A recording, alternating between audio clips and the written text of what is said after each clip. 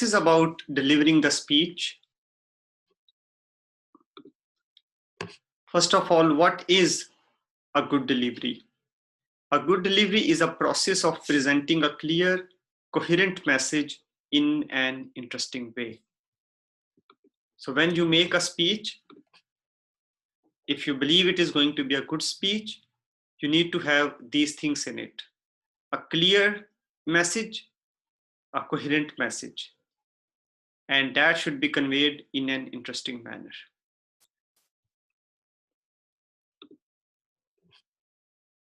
Now, how do we make our speech such that it looks interesting to our audience? These are some of the points to be kept in mind. One, we should try to adopt a conversational style. You can visualize when you talk to any of your friends. In your communication with your friends, you are very comfortable in talking and you act naturally. Both these things are very important in a speech too.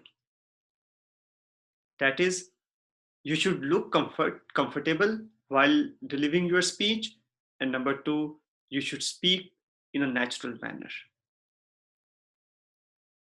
If you do that, then your style would be conversational. Then you must maintain an eye contact with your audience to whom you are speaking. If you are bending your head down, reading from a paper, some of the members in the audience probably will get some part of your message for some time, but eventually they will get bored. And there will develop a communication gap between you and your audience. So it is very important that you maintain eye contact with them. If you maintain eye contact with them, that means you would be speaking to them. And they will feel themselves involved.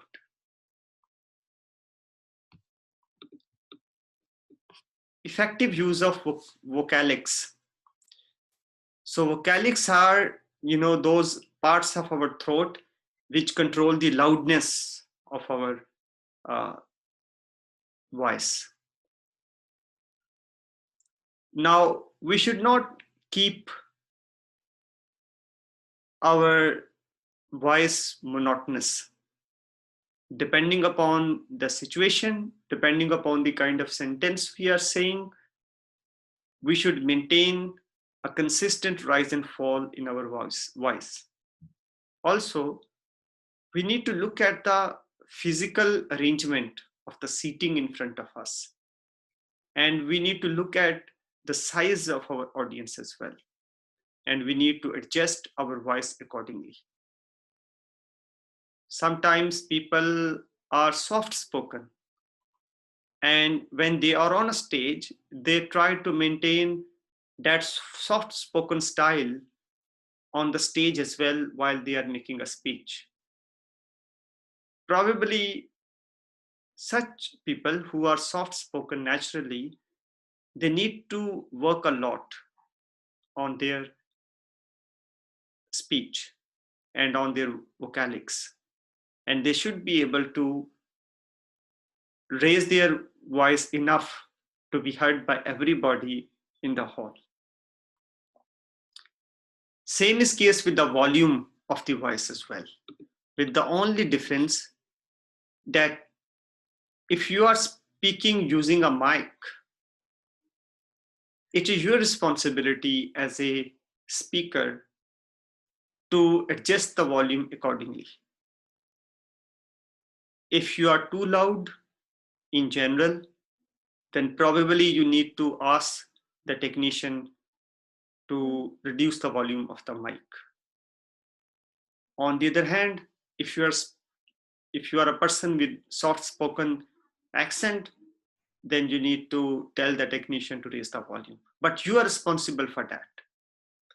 especially for a Zoom conversation, speech, or a Skype speech. This factor is very, very important. Sometimes we keep speaking and putting our best effort and making our accent as interesting as possible. But later on, when you see the recording of your speech, you realize that you were not even loud enough to be audible. So take special care of this particular factor of volume when you are speaking online. The best test is your audience. The professional speakers, this first question they ask their audience is, am I audible enough? And if the person is not audible enough, then they adjust the volume accordingly.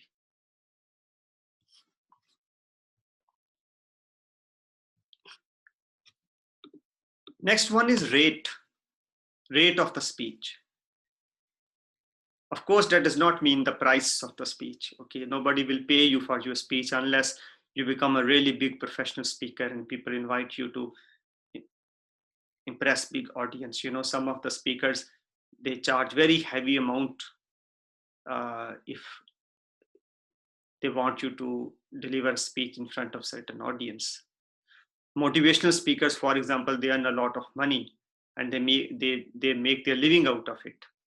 Some of the big political speakers, when they get invited to a particular occasion, they are paid a heavy amount because the administrators of that particular event want a certain message to be conveyed to a certain audience. So it is a kind of, side point for you that learning to speak publicly is a marketable skill. Okay. And it has nothing to do with, not much to do with the discipline that you take, the subject you major in. You can major in biotechnology or physics or chemistry or whatever, but along with that, you can become a public speaker. Okay. I'm sure you have heard a lot, at least if not in FC College on social media about Pervez Hoodbhai, right? Who was a professor of physics at FC College as well. But then he is famous for his speeches. Anyways, by rate of the speech, we mean the speed of our speech, like heart rate. So we need to keep a very reasonable rate of the speech. Speaking too fast, in fact, the mature speakers never do that. But speakers who are novice, who are speaking for the first time or maybe second, third time, then try to rush through what they want to say. They are too much nervous, they are too scared of the audience, or whatever they feel, they try to rush through their speech. That is a mistake. You should keep yourself at a reasonable low pace so that your audience is able to get you. And along with that, you should be good at using pauses as well. For example, if you ask a question to your audience, you should make a pause after the question. If you ask something and then rush to the answer as well, or you rush to whatever you want to say after the question, then in fact, it shows that you are totally indifferent to the response of the audience. Asking a question means you should expect a response. And if you want to expect a response, you should make a reasonable pause so that at least a few people should be able to raise their voice and say something and respond to your question. So that is one case where you should make a pause, which is after a question. But sometimes if you say something which is really, really important or something surprising, something new for the audience, again, make a pause so that your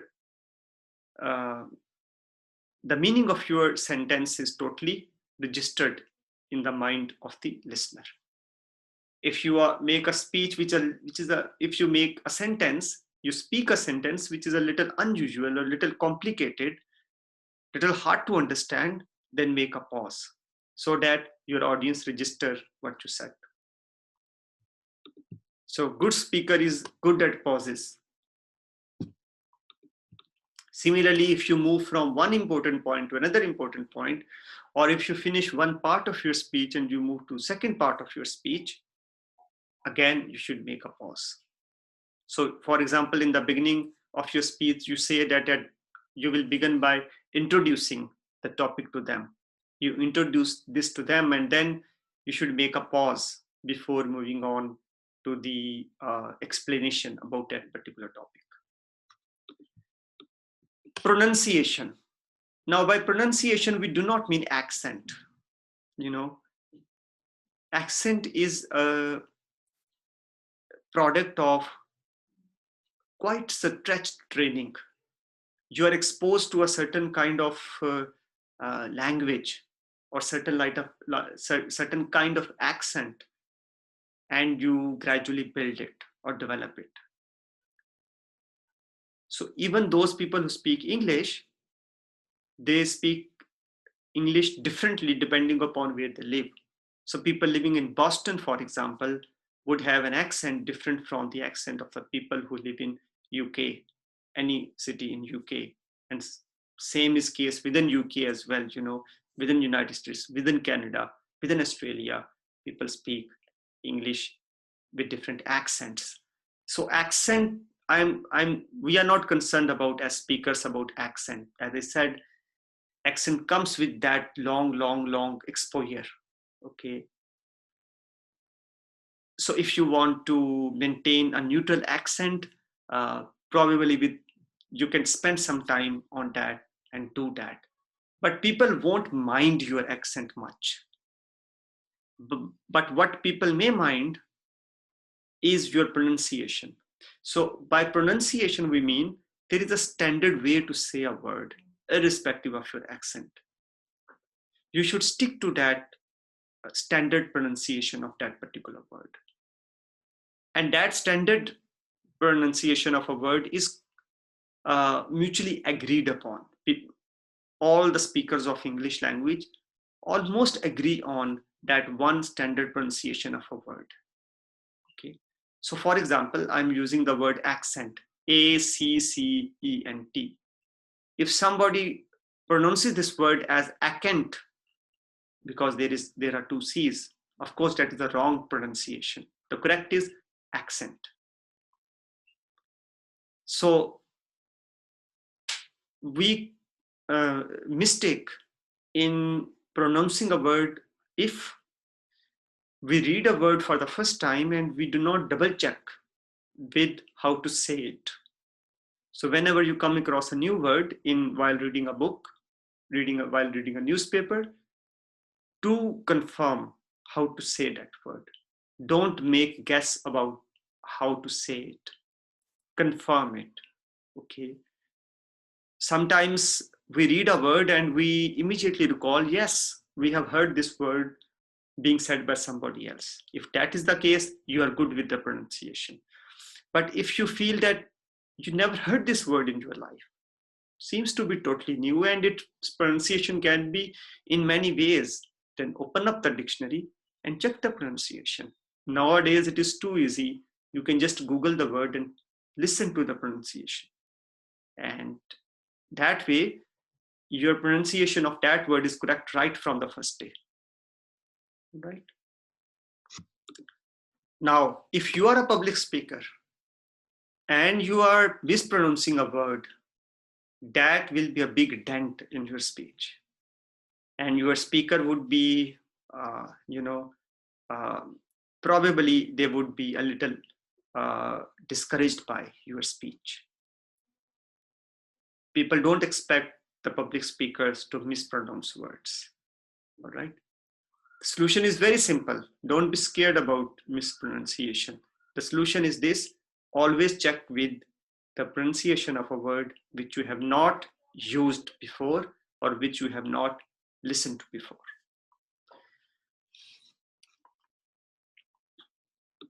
So a simple word like CLEANNISS, okay, from clean, from the word clean, CLEAN, clean, CLEANNISS. So the second word which appears to be cleanliness, will be mispronunciation. So the correct pronunciation would be cleanliness. So that is one example of that, how we tend to mispronounce the words which we read for the first time. Okay, so we are aware of the word clean. Probably when we will read the word cleanliness, which is a noun from this, we probably would say cleanliness, but it should be cleanliness. That is one example of that. Anyways, coming to vocal variety. Now again, this relates to a little bit effective use of vocalics. Vocalics basically is about our high and low, the rise and fall in our voice. But vocal variety means that we should try to bring variety of voices within our voice. What does that mean? That means we should try to add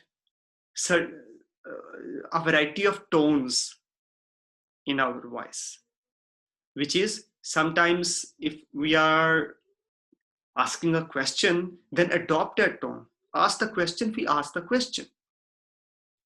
If we are giving a surprising fact, then say it the way a surprising fact is said. If you're curious about something, then say that statement in a curious manner, right? And this that is called vocal variety. So we should have variety in our voice. That also adds naturalness to our expression. Also, that will engage the interest of the audience.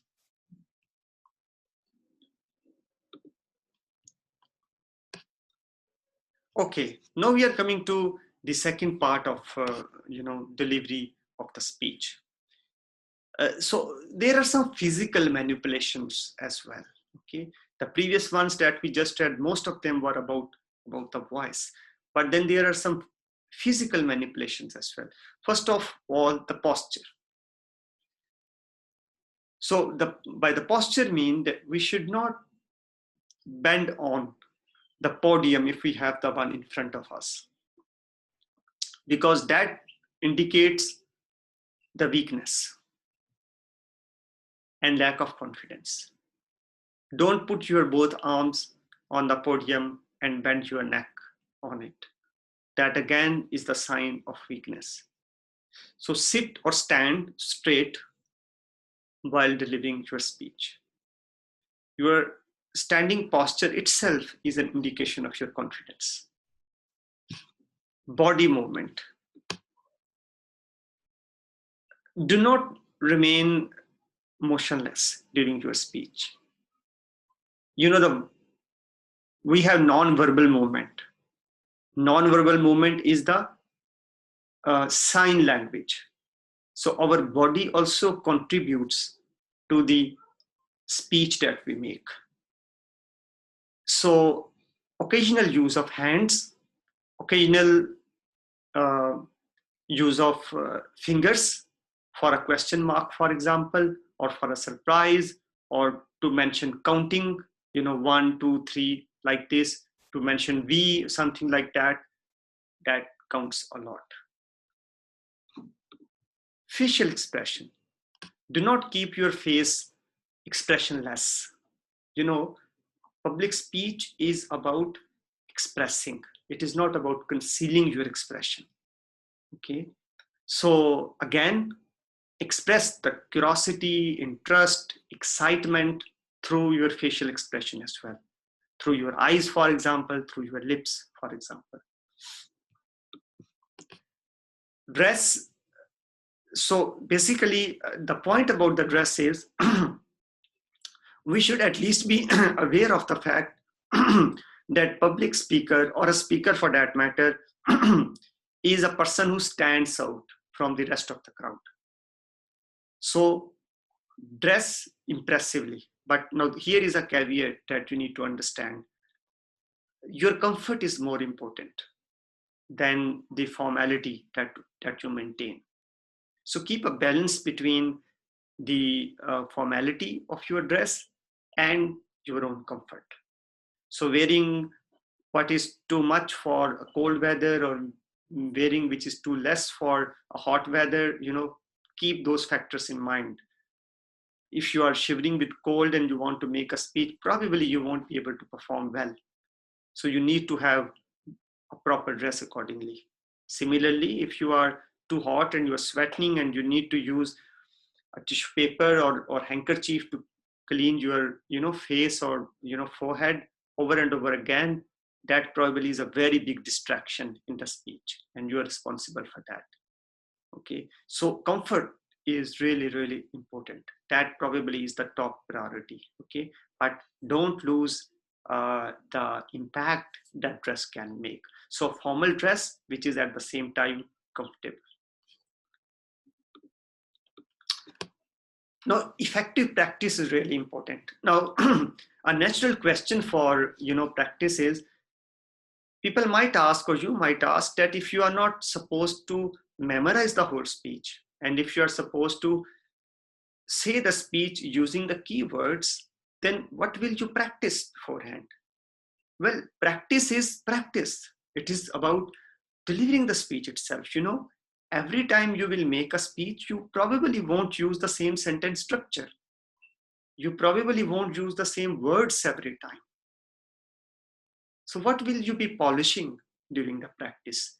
You will be polishing the whole delivery of the speech, the signs that you make, okay, the posture that you adopt, the body movements, the facial expressions, the loudness of the voice, the variety of vocality, the vocal variety. That is what you practice. And the more you practice, you learn it. Maybe the first time you rehearse your speech, you do not notice that you are saying a question over and over again without assuming the question tone. If that is the case, in the second or third practice, when you identify that, you will start saying that statement in a question tone. So things like that. And for more help, you can seek input from others as well. You can deliver that speech before a mock audience, before you go for the actual speech. And when you deliver the speech in front of the mock audience, you can ask for the feedback. They might remind you that during the speech, you are constantly looking at your notes. That means you are not having eye contact. Or maybe during the speech, your face is totally blank. If that is the case, you need to bring some expressions to your face, right?